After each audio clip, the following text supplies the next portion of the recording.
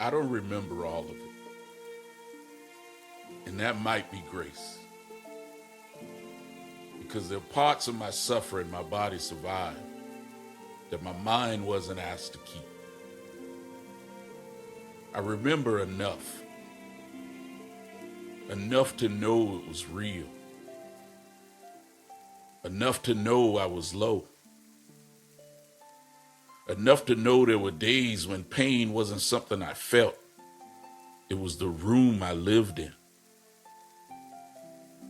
I remember waking up inside a body that wouldn't answer me. My mind spoke, but my legs stayed silent. My arms got heavy, and fear walked in without knocking. I remember needed help for things pride never thought it would have to ask for. To stand, to walk, to drink, to make it from one side of the day to the other. And the hardest part, it wasn't just the pain.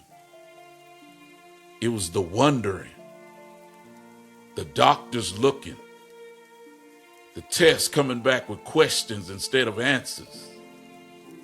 The sentence they gave me that sounded less like a diagnosis and more like a life I never agreed to live. And somewhere in that season, I became a man watching himself disappear. Not all at once, but little by little, step by step. Cane, walker, wheelchair, silence, frustration, noises too loud, light too sharp, a body too tired to be trusted. And I prayed around it before I prayed through it. I asked people to pray for me before I finally sat still enough to talk to God myself. Because sometimes you don't surrender when you're strong. Sometimes surrender is what's left after strength finally tells the truth. And that night, I told the truth. God, I can't do this. Not polished or pretty or churchy. Just broken and honest. Just a man with tears in his face and no more tricks in his hands. And then he finally called my name. But not the way people call you when they want your attention. The way purpose calls you when it's done waiting. Get up. March. And I did. With pain still in my legs. With doubt still in the room. With my wife watching what she couldn't explain. I marched. Not because it made sense. Because obedience doesn't always wait for understanding. I marched until the pain had to move. I marched until my body remembered who made it. I marched until weakness lost its grip. I marched until praise found my hands. And I don't know how to explain that to people who need God to fit inside a sentence. All I know is I went down one way and I stood up another. And now the strange thing is, I don't remember all of it. The suffering has edges missing. The years, they blur together. Some days I have to read my own testimony just to remember how deep the hole was. And maybe that's mercy. Maybe God knew if I remembered every detail, I'd still be living there. So he let me keep the evidence, but not the prison. He let me keep the testimony, but not the torture. He let me remember enough to say I was there, but he didn't make me remember enough to stay. And that's grace. Grace is not just God bringing you out. Sometimes grace is God letting the pain fade after it's finished teaching. Because I know me. If I could still feel every second of it, I might spend my life protecting myself from ever moving again. But God didn't raise me to be careful. He raised me to be useful. So when I forget, I don't call it weakness. I call it mercy. Because the man in the wheelchair is still part of my story. But he's not my introduction. The man who cried in that chair is still part of my story. But he's not my ending. The man who needed help to stand now stands so somebody else can see what God can do with a body that the world counted out.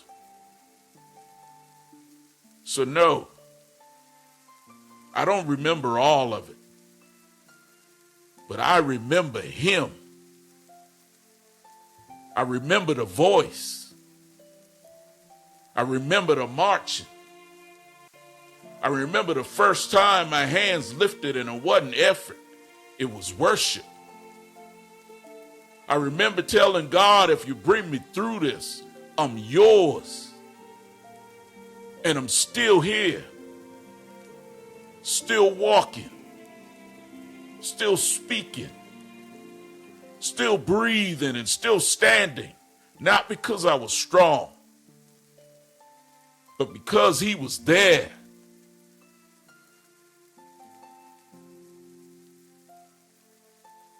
And if you're in the middle of something right now, something your body is tired of carrying, something your mind can't keep explaining, something people keep trying to diagnose, but somebody seems able to touch, I won't insult you with easy words. Pain is real. Fear is real. The blur is real. But so is God. And sometimes the miracle doesn't start with lightning. Sometimes it starts with one command. Get up. Not because it won't hurt. Not because you understand. And not because you're ready. But because somewhere between your weakness and his word, the body remembers who has the final say. So if you ever wonder why I speak like this, why I can't stay quiet, why my voice shakes sometimes when I talk about grace, it's because I know what it feels like to be trapped in your own body and still be found by God.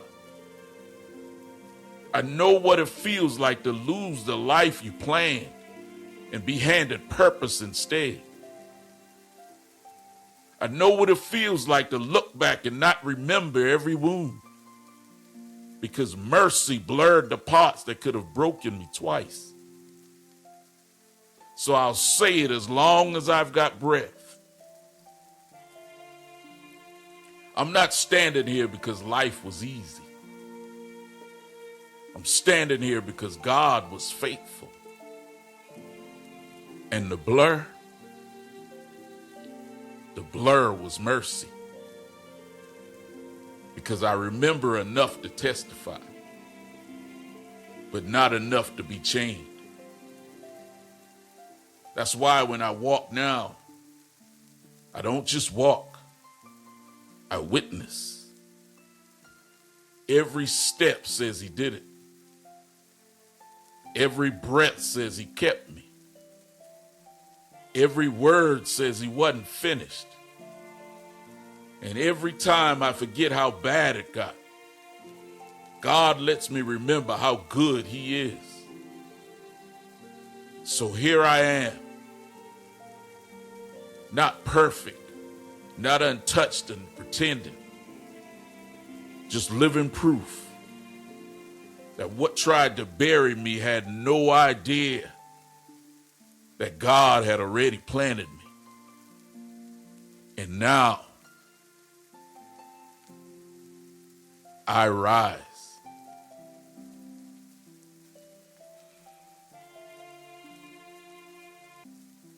Amen.